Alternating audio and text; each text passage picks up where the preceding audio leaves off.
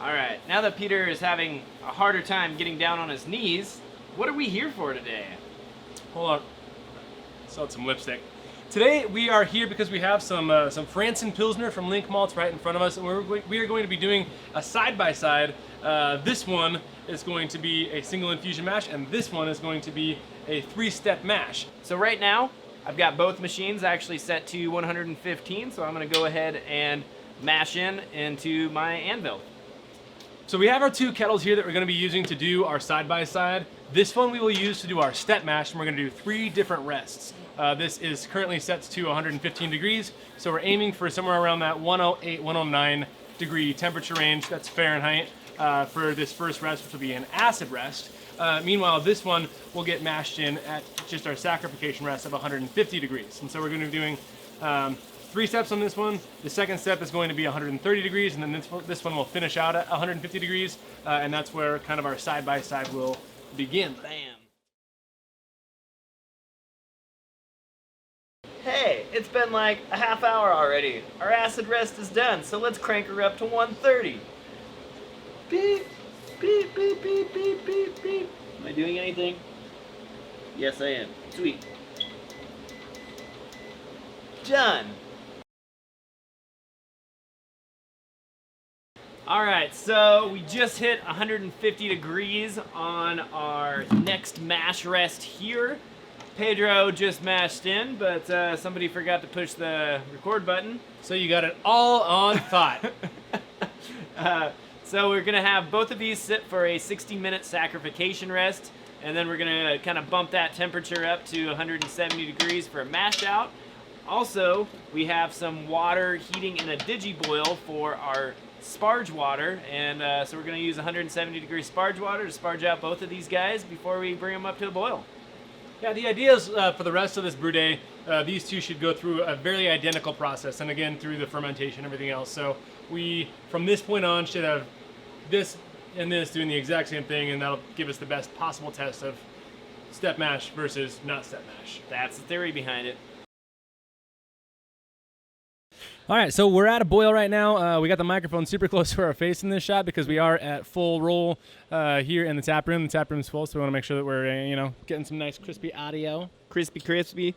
So yeah, sparge went really smoothly. I put 3.5 gallons of our sparge water through each one of these, so we're sitting at about 6.3 gallons. This guy is 20 minutes ahead of this guy, which is just now breaking as we speak. So we're gonna put a few hops in there. As for hops, we have some, this is Laurel, right? Yep. Some Laurel American Nobles. This is kind of a specialty bittered hop. Check out our video on that. So yeah, we're going to do a 60-minute edition and then something like a 5-ish minute edition. And really that's all there is. We're going to ferment this thing in a couple of, brew buckets. They're the exact same fermenter. And then we're going to pitch maybe some Global, maybe some 3470. We'll see. Maybe some, got Cable car, something like that? car? Yeah, whatever yeast we got kicking around, that's a clean lager yeast. You've seen the rest of a brew day. If you don't know what's going to happen in the rest of this brew day, it's very similar to when we did our chocolate malt video. I'll link that above so you can take a look at that. And other than that, we're finishing it off the same way. And the next time we'll see you is when we're tasting the beer and telling you the results of this side-by-side. Hopefully it's delicious. Woo! And here we are. It is actually 5 weeks later, if I remember correctly. You made that up, but it's probably close. And these guys went through a 2-week primary fermentation, and then I kegged them up, threw them in our walk-in for 3 weeks, and then totally did not go in there last night and carbonate them up to, I gotta admit, pretty damn good levels for... Yeah, for a shake and bake, I think it's a pretty good job. And as you can see, we have 2 beers in front of us, so we are now going to do a tasting and actually see what the difference is. Yeah, the first thing that we can tell right off the bat is that the step mash is definitively darker than the single infusion mash. Which kind of makes sense because it's actually going to be on the heat for a little bit longer, right? Yeah, it's got a little bit more cook time to develop that color. Yeah, it's probably hard to tell on camera, but is ever so slightly darker. Otherwise, both very pale beers, actually fairly bright beers. Yep. Which is kind of cool. We don't always get that here.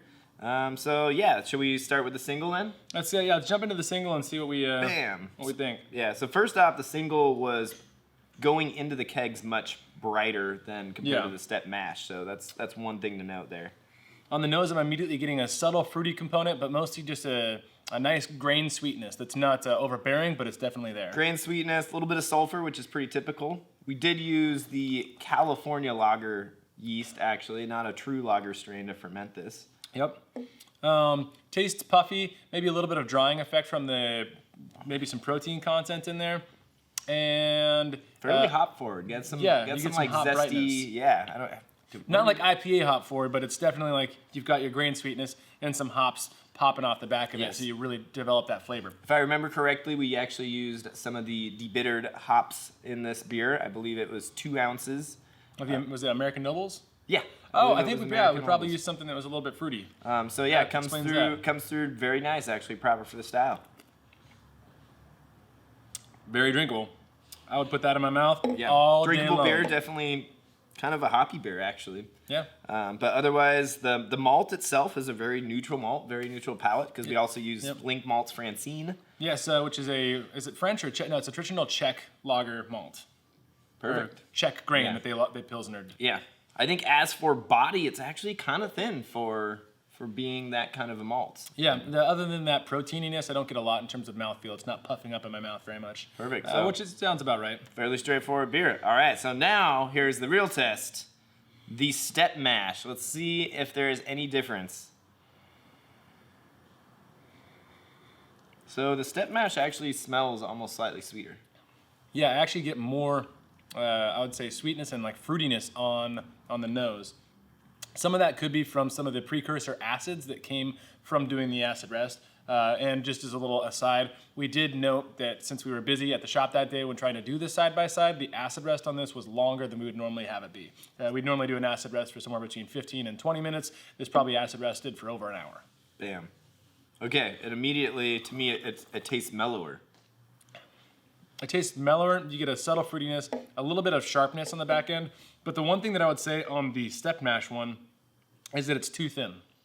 It doesn't feel too much thinner than this one, but in terms of the taste is definitely on the waterier side. It's actually less interesting than the single infusion. Okay, so ultimately, these are incredibly similar. They're really not that different. Like, you're saying that the step mash might be ever so slightly less body to it, slightly less watery, or more watery, sorry, which actually makes sense. Right, because with protein rest, you're going to reduce the proteins in there. Yeah. But it does not seem to have any effect whatsoever on clarity. Totally didn't shake those kegs up last night. But in fact, the step mash going into the keg was actually more turbid, which is kind of interesting now that we've lagered them for a few weeks to see that they're both dropped out to a very, very similar degree of clarity. Yeah. And both of these probably could use some more proper conditioning time in the long run. A lot of the differences that we're tasting, like we're trained to be nitpicky, we want to be nitpicky because that helps us help customers out. But at the same time, if I were to be blindly drinking these two, I don't think I'd really tell the difference. Yeah. So, we actually kind of come from a background lately where we've been doing large scale batches and been trying to do mash rest on light lagers in particular, or pale colored lagers, I should say, not necessarily light. But, and we kind of have developed this idea that, well, maybe step mashing actually does have some kind of an impact. But based on what we're seeing in front of us, when we're using, at least for this specific grain, the step mash really doesn't seem to have a large impact on it.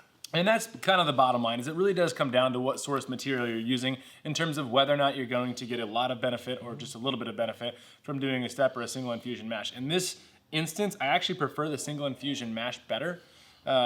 Although they're very, very similar, and so this was a lot more time for, I think it's probably just because the hop character comes through a little bit more on it. That's the biggest thing I noticed. It's on the bright side. But on the larger scale, we do notice a difference in efficiency with the step mash, and we do notice a difference in clarity. But again, systems are very impactful when it comes to creating that final product. And something on a large scale, you actually have more pressures acting on your beer, which can, accelerate some brightening. Yeah. One thing to note on this experiment is that we actually had much higher efficiency that we triple checked because we didn't believe it on the single infusion versus the step mash. We actually had a starting gravity that was, I think, almost 8 points higher than the step mash versus the single infusion. And So we expected them to be pretty different just because of that, if nothing else. Both of these beers finished down at a 10-12 final gravity, which kind of makes sense for the style. However, yeah, it's just really weird seeing the differences between a single infusion and step mash, with the single infusion actually being a higher efficiency. And that I would probably break down to, again, the source grain being a lower enzymatic power than like a natural, contemporary barley that's bred to be really good for brewing.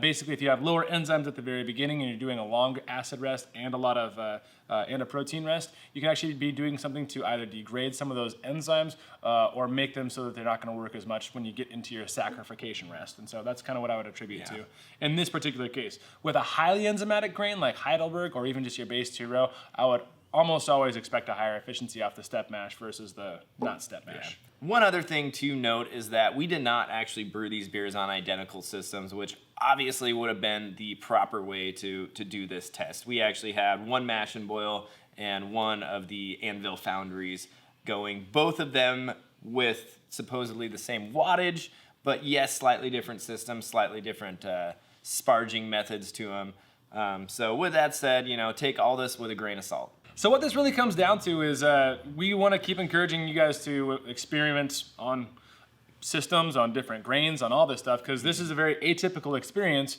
and we have a lot of experience brewing these small batches. Oh, yeah. We totally expected these to be different, and they're really not.